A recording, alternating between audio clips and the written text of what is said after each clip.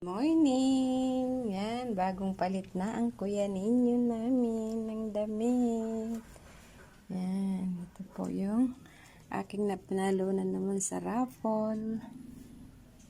Yan, bagong ligo na sila, bagong base ng damit.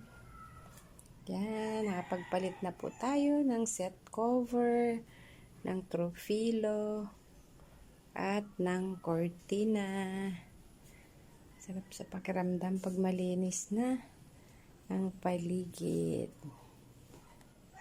Ito naman ang aking cute little Christmas tree.